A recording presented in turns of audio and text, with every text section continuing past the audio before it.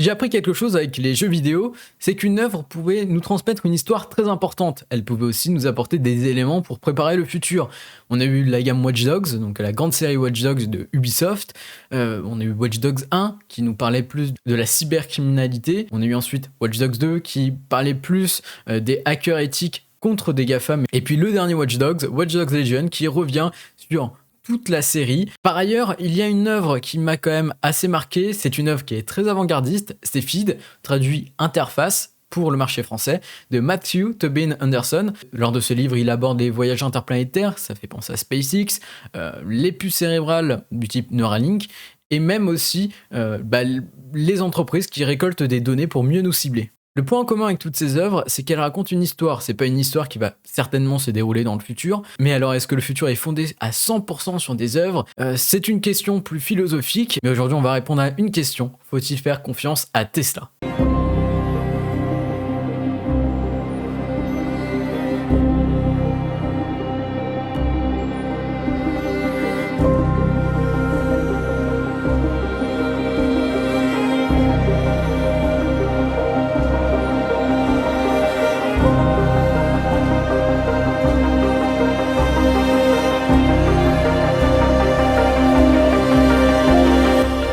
Avant de parler d'une entreprise et surtout d'aborder un sujet assez délicat, il faut parler du business model de Tesla. Alors Tesla, c'est quand même le constructeur automobile qui a le plus innové ces dernières années. Son action vaut aujourd'hui plus de 700 $ et l'entreprise est capitalisée aux alentours de 700 milliards de dollars. Ce qui est énorme, ce qui la place même dans la 4e entreprise mondiale en 2020. Tesla, c'est plus de 500 000 voitures produites et presque 500 000 livrées. Ouais, il manquait quelques voitures et hop, ils atteignaient l'objectif à 100%. Mais même avec la pandémie, Tesla a tout de même dégagé des profits et c'est ce qui est impressionnant. Avant tout, Tesla est une marque comportée de différents produits, qu'on soit sur du B2C ou du B2B. On compte bien évidemment des berlines comme la Model 3 et la Model S.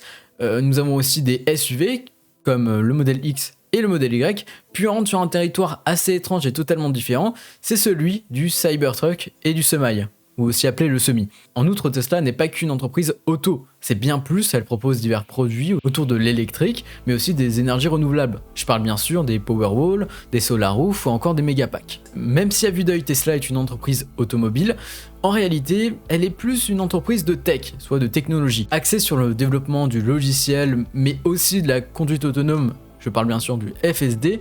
Tesla est devenue la start-up automobile. En outre, Tesla est le smartphone et les autres constructeurs automobiles sont plus des Nokia 3310. Tesla peut être aussi Amazon et les autres constructeurs de simples supermarchés. Mais si Tesla est aussi populaire, c'est pour sa philosophie qui n'est pas toujours comprise par tout le monde. Tesla vise ceux qui sont connectés.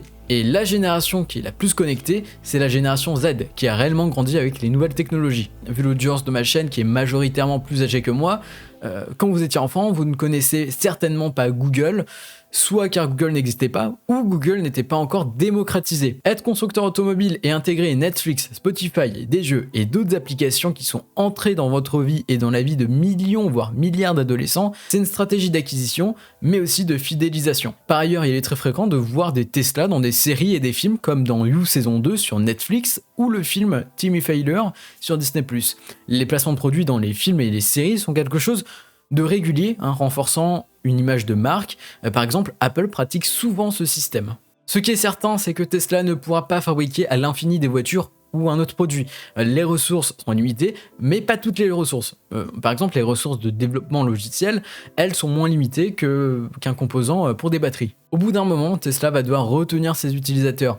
Néanmoins, cette stratégie est déjà en marche. On parle des mises à jour, des différentes applications qui permettent déjà de vous fidéliser au véhicule. Votre Tesla devient même aujourd'hui plus qu'une voiture, elle devient même un membre de la famille. Donner le choix de nommer sa voiture, c'est pouvoir personnifier et développer un attachement pour le véhicule. Alors oui, c'est subtil, mais le business model de Tesla est aujourd'hui assez limité. Alors oui, c'est peut-être génial, ils ont des strates de landing page pour avoir des précommandes et pouvoir investir sur le développement d'un futur véhicule, mais quand les ressources seront limitées dans un futur plus lointain, on doit s'intéresser à la tech et au digital. Aujourd'hui, Tesla propose la connectivité premium, qui au fin de compte n'est pas non plus très rentable pour Tesla. Ce n'est pas ce qui fait le chiffre d'affaires total de Tesla. Mais la connectivité premium, c'est tout de même une énorme pub. Combien de fois vous avez vu sur TikTok, sur Instagram ou sur Facebook des vidéos vous faisant voir Netflix dans une Tesla. En fait, Tesla cible une audience qui est connectée, et ces vidéos qu'on voit sur les réseaux sociaux avec Netflix, YouTube sur les Tesla, eh bien c'est un énorme coup de com' de la part de Tesla. La connectivité premium, c'est tout de même un investissement pour Tesla, qui à coup sûr possède un ROI dans le présent ou dans le futur un petit peu plus lointain, voire proche. Alors on est d'accord, on est plus sur une stratégie de rétention et d'acquisition de clients, voire même on peut appeler ça d'utilisateurs, puisqu'on est sur une entreprise technologique. Mais ça ne sera pas suffisant pour Tesla. Ainsi, dans quelques minutes, on va parler des données personnelles que Tesla traite, et autres, même de la sécurité au sein du véhicule. Mais tout d'abord, on va aborder les différents business models qu'il existe dans l'univers tech. Bon alors, vous le savez tous, nos données sont compromises, que ce soit sur Google, Twitter, Facebook, bref, tous ces acteurs récoltent nos données pour nous comprendre nos centres d'intérêt et ensuite interpréter qui nous sommes dans un objectif de revendre notre profil via Google Ads ou Facebook Ads, permettant à des entreprises de diffuser des pubs et cibler la bonne audience. Ces entreprises qui sont sur ce business model depuis pas mal de temps deviennent nocives. Alors les gouvernements sont dépassés, mais ce business model de récolte de données et de publicité est aujourd'hui une addiction pour les startups technologiques. Pour récolter de plus en plus de données et bien vous cibler, Google, Facebook et même Amazon s'invitent chez vous, dans votre logement. On parle des enceintes connectées, des téléviseurs connectés, que ce soit l'Echo Dot ou encore les Google Home, bref, tout y passe. Néanmoins, la seule boîte de tech qui communique sur la sécurité des données personnelles avec quasiment aucune récolte, c'est bien Apple, qui est malheureusement face à un mur avec sa stratégie de produit. Les utilisateurs Apple réduisent leur fréquence d'achat de smartphones depuis pas mal de temps. En moyenne, un utilisateur Apple change son iPhone tous les 3 ans, voire même des fois jamais, pour certaines personnes, mais c'est bien sûr une moyenne. Apple a très vite compris ceci, et vu que les ventes sont partiellement en baisse, la boîte a augmenté ses prix depuis. Même si Apple lance des stratégies d'acquisition de nouveaux clients, ce mur reste assez solide et la dernière option, c'est de retenir ses clients, ce qu'Apple fait déjà très bien. Pour illustrer la situation, un utilisateur Apple investit régulièrement dans l'écosystème de la marque, iPad, AirPods ou d'autres produits. Même si l'écosystème est solide, on a tout de même un business model assez particulier sur l'App Store. Par exemple, on compte les 30% de commissions sur les transactions in-app. Par exemple, ça avait généré certains conflits avec Spotify ou encore Epic Games qui étaient affiliés à Fortnite. Tous ces éléments permettent d'influencer la flywheel d'Apple. Plus Apple va faire tourner la flywheel, plus ça va être très difficile de l'arrêter. Néanmoins, Apple essaye de maintenir une croissance importante. Pour l'instant, l'entreprise y arrive, on vend moins d'iPhone et on attire moins de clients, mais nos utilisateurs sont fidèles et sont présents quand un produit de l'écosystème sort. Bon, comme vous venez de le voir, Apple a un écosystème et un business model qui se base également sur les services. Ils sont face à un mur, mais petit à petit, chaque année, ils construisent une foreuse pour péter ce mur. Par contre, pour Tesla, c'est assez différent. Ce mur est assez lointain, on est d'accord, mais beaucoup plus solide. On a observé deux opposés de business model, un qui récolte des données pour revendre votre profil et un autre qui sécurise vos données, mais en développant un écosystème, en vous fidélisant, mais tout en faisant attention à garder une confiance avec ses utilisateurs. Mais alors que choisira Tesla? Parce qu'on est d'accord que Elon Musk ne sera pas non plus immortel, parce que Tesla continuera à bien protéger vos données comme Apple. C'est pour cela qu'on va voir ça dès maintenant. Alors, faut-il faire confiance à Tesla? Chez Tesla, rien n'est tout rose, on est d'accord. Ces dernières années, on a rencontré de nombreux problèmes autour de la sécurité technologique des véhicules, mais aussi de la sécurité des données. Alors premièrement, on peut parler des Belges de la COSIC qui ont réussi à décrypter et dupliquer le profil d'une kFob d'un modèle X à l'aide d'un Raspberry Pi. Et en utilisant Python, ils ont pu s'approprier le rôle de kFob d'un modèle X et ensuite entrer dans le SUV comme si tout était normal. Alors oui, tout le monde ne sait pas faire ça, on est d'accord.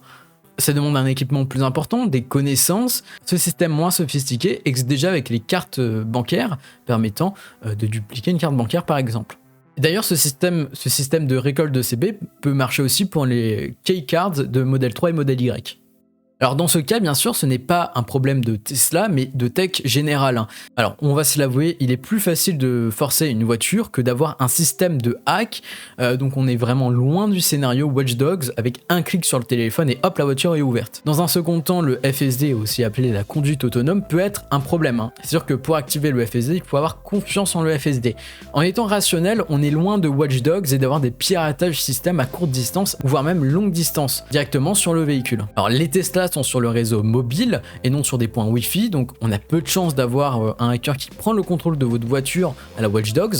Mais attention, il peut être possible que laisser avoir Tesla et même le code d'origine du FSD soit piraté ou un hacker potentiel peut laisser une backdoor derrière lui et pouvoir contrôler vos véhicules. Même si ça fait peur, Tesla est surveillé constamment par des hackers éthiques qui sont en gros la défense de Tesla. Pour l'instant, on n'a pas vu quelque chose de bien grave. Par contre, ce qui va suivre peut être problématique. Des utilisateurs ont pu voir que des MCU, donc en soi l'unité de médias des Tesla, ne cryptaient pas les données.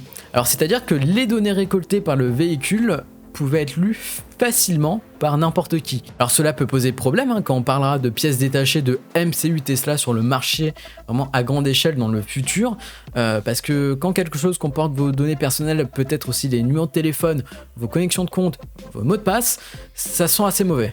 Alors dans cette partie, on restait vraiment sur une menace extérieure et non interne provenant par exemple de Tesla autour de la récolte des données. Mais qu'en est-il aujourd'hui de la récolte de données chez Tesla ? Tout d'abord, Tesla récolte de nombreuses données autour du FSD et de l'autopilote permettant d'améliorer le dispositif.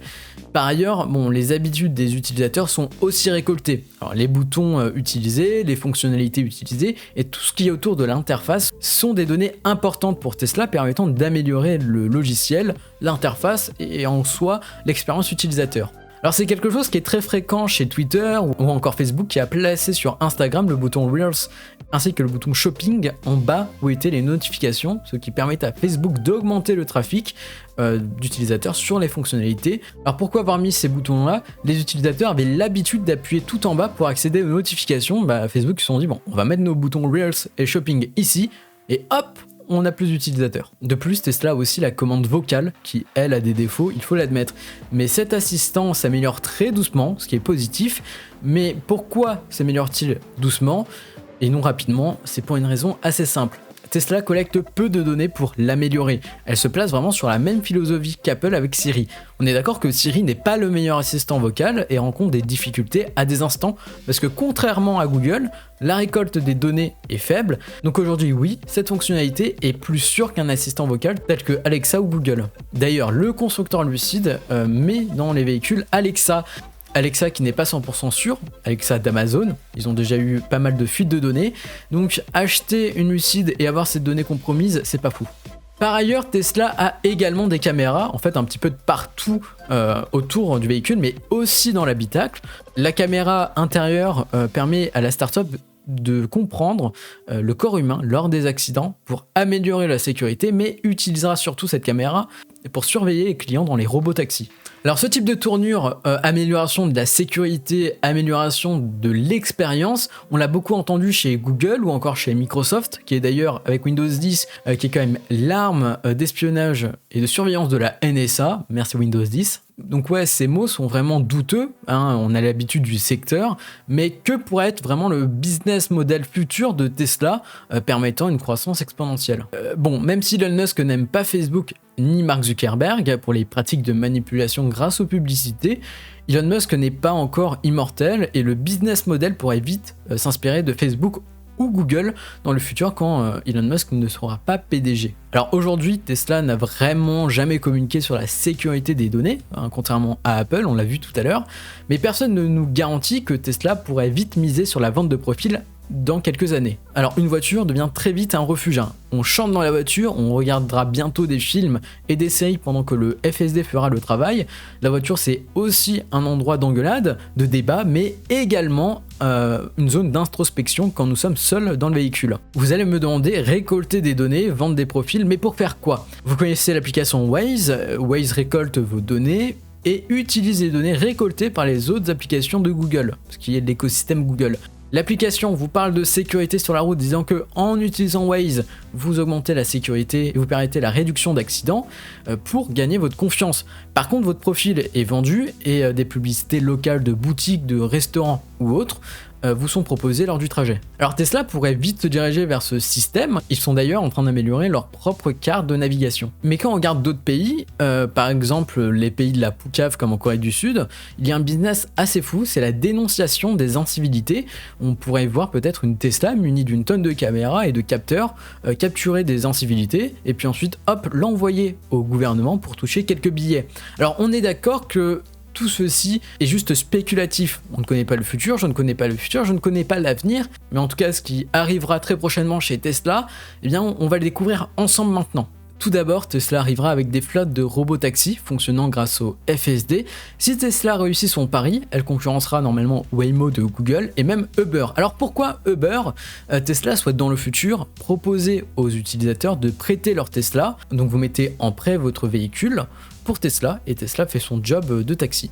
Alors en échange de tout cela, les utilisateurs toucheront un certain pourcentage pour la course, c'est tout de même assez sympa. Là ce qui est intéressant c'est qu'on peut parler d'uberisation d'Uber, rendre le système Uber accessible aux particuliers. Tout à l'heure on a parlé du FSD et le système d'abonnement pour le FSD devrait arriver très prochainement, proposant la fonctionnalité plus accessible. L'abonnement permettra à Tesla de renforcer ses revenus grâce au FSD et pourrait même offrir, je pense, la connectivité premium dans le bundle pour que les utilisateurs soient retenus par le visionnage de contenu, par exemple sans regarder la route quand les Tesla seront totalement autonomes. Ainsi, proposer un abonnement sous forme de bundle, c'est ce que fait Amazon avec le Prime. On est d'accord, on ne commande pas tous les jours chez Amazon, donc c'est un petit peu chiant de payer le Prime juste pour la livraison rapide, sans l'utiliser spécialement.